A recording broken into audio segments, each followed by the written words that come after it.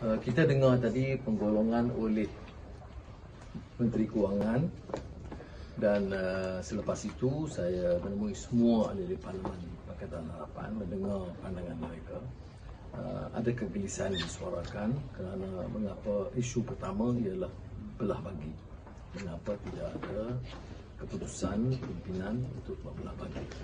Ini juga kebimbangan disuarakan oleh Saudara Wan Eng dan juga Saudara Sabu kepada saya, tapi saya minta mereka setuju atas dasar ini. Pertama, kita dengar penjelasan Zafrul itu tidak menjawab isu-isu pokok dalam belanjawan, tetapi ia memberikan respon yang sedikit positif tentang kebajikan rakyat. Kita menolak belanjawan ini dari segi prinsipnya, unjurannya salah, unjuran pendapatan itu tidak realistik, itu tidak dijawab. Dan bila disebutkan kelulusan-kelulusan projek-projek ini, termasuk sebahagian yang kita tuntut, seperti peruntukan lebih kepada Barisan Hadapan, kemudahan untuk kawasan masa hadapan dan juga pasukan keselamatan, dan juga bantuan-bantuan bagi rakyat miskin, petani, nelayan dan sebagainya. Dia tidak hiraukan permintaan yang menyentuh kedudukan masyarakat Bukan Melayu yang juga disuarakan dengan kuat, langsung diketepikan. Tetapi kerana keputusan-keputusan dia itu nampak memberikan sedikit respon walaupun dari segi asasnya itu kita tolak, saya dapati agak sukar untuk kita memberikan penolakan keras pada peringkat awal, dan saya telah meminta rakan-rakan saya bersetuju dengan pandangan saya supaya untuk round pertama ini kita bagi laluan. Tetapi ini hanya pusingan pertama. Perbahasan teliti adalah peringkat jawatankuasa bermula hari Isnin, dan kita telah mengambil keputusan untuk meminta belah bagi seandainya di beberapa kementerian berkenaan bercanggah dengan pendirian kita dalam soal pengurusan kerajaan yang baik atau governance, dan soal penyelewengan, soal seperti mana peruntukan jasa kerana dia mahu hanya kurangkan. Dan ini akan kita teruskan mulai hari Isnin. Pertimbangan kita adalah untuk memastikan projek pro rakyat di petani, nelayan, pekebun kecil, pekerja, penganggur, pekerja kilang itu ditingkatkan dan sebahagiannya diambil kira, tapi tidak menyentuh soal seperti yang disebut soal yang lebih asasi. Begitu juga tentang KWSP yang boleh berikan respon walaupun agak longgar kerana nampak menyentuh lebih menyeluruh, termasuk kelompok yang lebih kaya. Kemudian Moratorium Bank itu dipersetujui, tapi tanpa angka yang lebih teliti yang kita akan harapnya tahu di peringkat jawatankuasa. Jadi yang saya nak jelaskan di sini ialah, pertama, kita mengambil keputusan untuk tidak berbelah bagi notis. Kita tidak mahu ganggu peringkat awal kerana beberapa kemudahan diberikan, dan untuk memberi gambaran bahawa gaji, emolumen, allowance Barisan Hadapan itu tidak terganggu. Kerana ada persepsi yang agak kurang tepat di kalangan rakyat, kalau kita tolak mutlak, ia akan menyebabkan terjejas gaji penjawat awam, allowance Barisan Hadapan dan kemudahan-kemudahan lain, bantuan-bantuan rakyat dan sebagainya. Jadi sekurang-kurangnya kita selesai bab itu. Minggu depan kita akan bertarung dengan lebih sengit kerana kita akan mendengar perincian.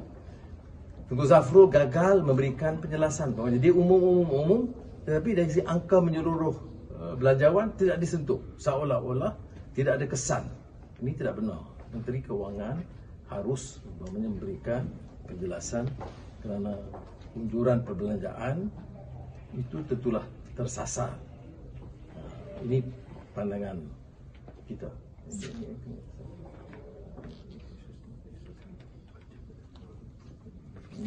Ya, maknanya apa saya tekankan ya. Yang teguran kita yang asas apa? Unjuran hanya 75% yang paling tidak musyawarah. Pendapatan yang begitu tinggi, menyamai atau melebihi 2019 yang juga memang tidak dikira realistik dalam perkembangan. Itu tidak boleh sentuh. Jadi yang kita bantah soal asas, pengurusan kerajaan, penyelewengan, peruntukan agenda politik mereka, itu semua diketepikan. Yang mereka tekankan hanya beberapa keputusan kecil tambahan yang kita tidak bantah. Ya. Jadi saya nak supaya hal ini faham, tetapi akan difahami oleh rakyat bila kita tekankan dalam peringkat jatuh kuasa memperinci satu persatu jabatan atau kementerian. Dan proses perundingan tidak berlaku. Ini dibangkitkan oleh beberapa ramai ahli parlimen. Dia sebut seolah satulah berunding. Berunding dengan siapa? Ya. Dan kalau lihat punya respon dia langsung tidak respon kepada kenyataan atau ulasan pembangkang. Jadi saya tidak fikir jujur bila dia sebut berunding. Okay. Ya, komiti, kemudian third reading. Zafrul did have one round with all the pakar, with some of the pakar. No, one meeting. Only one meeting. Yeah. Right? But not complete lah. It was not complete covered. Yeah. It just when the budget is passed because it's Ya. Ada keluaran ke? So this is just the first round. This Ya, is just the first ya, round. first reading. Second reading. Second reading. Kemudian committee stage. Kemudian third reading untuk betul-betul luluskan. Jadi masih terlalu awal untuk mereka merayakan dengan berlebihan. Ya. Padahal yang kita nak fikirkan bukan soal kemenangan politik, tapi soal kemenangan rakyat dan kebajikan rakyat. Can you tell us in English, in a nutshell, why didn't you press for division vote for a vote count? No, it is a very difficult decision after hearing Tunku Zafrul. He evaded the substantive fundamental issues raised on the issue of projection, growth projection of revenue. He completely ignored some substantive issues. The 6 points by PH also was largely ignored. But what he did was to announce additional grants and allowances to frontline workers and farmers, etc., and fishermen, and that complicates issue. I don't want to be seen to be ignoring the fact that the minister have taken some measures, although we have rejected the fundamental issue, but there is some of these measures which would probably be more acceptable to the Rakyat. So although my colleagues, Saudara Guan Ek, Selamat Sabu, strong views on this, I appeal to them. I say, look, as opposition leader, given the task, and I think for now we should allow it to go on without stating our concern as saying tidak sokong, tetapi but to avoid this belah bagi, so that we can still continue. There's no guarantee that we're going to approve, because on Monday it will be committee stage where it will be further deliberated and debated at greater length. We will certainly choose to reject and call for division when it's deemed necessary. That is certainly our decision, and I met the entire PH 91 MPs just now, and that's certainly the feeling and the consensus that we should pursue. But that's a committee stage. But whether we could approve or not will be the final third reading, and there's nothing that being indicated by us that we are not pursuing the agenda. So the reason is not because out of respect for the national powers that you did not. No, it's not because out of respect. The palace made some indications to that regard, but then the palace also talks about inclusivity, which did not happen. The palace talks about, of course, a budget that could deal with the issue of COVID-19, which, our view, is completely or largely ignored, because the budget cannot be called a COVID-19 budget in terms of the allocation passed, and the fact that many other development expenditure, etc., was raised by many of our MPs. But we do, of course, take cognizance of the views, but it does not necessarily run contrary to the spirit of the message by the King. So you took note of the improvement. You took note of the improvement, and you said that you allowed to go to the committee stage, and come the third reading, how are you going to vote depending whether they fine-tune it and improve it further, right? You haven't decided how you... Yeah, they have improved, but there are no figures, nothing be stated. I mean, They have to itemize it lah. Yeah, we have been all ex-ministers of finance. You want to go and for the response like today, the minister will be expected to at least clear this and tabulate and enumerate further the numbers, where it's going to be from, whether it's going to be increased. He just say no, nothing, no increase, nothing. How do you say no increase when you spend millions in every possible? Because many people will be thinking that, are you guys conceding because you don't have the numbers? That's why you didn't press for it, because it wouldn't have made any difference. No, it will make a difference. Whether you have numbers or not will be seen at the committee and at the final stage. This is just the first reading. I mean, it's the second reading, which we did state our position, but avoided this division because there will be this committee stage debate and further deliberations on Monday. Okay? Yeah, sorry, Dr. Sri. I mean, even during the committee stage, right, you all tried many times, many of you tried many times to bring up a lot of the issues to be debated, but over and again, the speakers actually like shut you all up and said that, you know, your time limit is up. And I'm sure for the committee stage, the time limit is going to be set as well, and it's going to shorten their votes. It's going to shorten the time to debate it.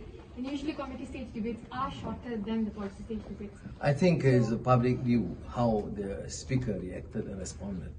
I mean, blatantly biased, didn't give opportunity. Even at the time when Tengku Zafrul was prepared to answer, he said, "Can you summarize? Can you sum up? Can you sum up?" It's not the duty of the speaker to stop this, especially when you actually limit the debate at the committees and the general debate at the first policy stage in the first few weeks. So I think totally unacceptable. I mean, to me, it's rather unfortunate that the speaker continued to behave this manner. You should allow for some debate. He said, no, because it depends on the minister whether you should allow for a response. Fair. But even when people were, I mean, he was giving the avenue, he kept on repeating the need to summarize and limit the time. There is absolutely no reason why you should limit the time when the decision was already made that the debate can continue. So, given that, don't you think it's going to repeat itself now? That is inviting problems from our MPs. I don't think we will take it hands down. I want to give notice that we are not taking hands down. I want to alert the speaker, please use your responsibility and your power and ensure that there is adequate avenue for MPs to express their views. So, but if they continue to push it, how they tried to push it through the committee stage, would you eventually, after that, when the voting comes down to it, would you all actually do block voting? Yes. The decision is for, of course, substantive. The certain things we support, of course. Yeah, we're not going to oppose. For example, if it is a decision to help the frontliners or additional funds for COVID-19, but for some other issues, I mean, the most popular, so-called DASA, what he did was just to reduce. We will reduce. Reduce by what? Why do you need to reduce? Why is it a necessity at this stage when people are struggling just to live? And you want to have this political apparatus. All these are not addressed, and it was addressed, but there was no response. You know, even a very fundamental economic issue of projection, growth projection, and revenue projection was not addressed. He just summarily dismissed.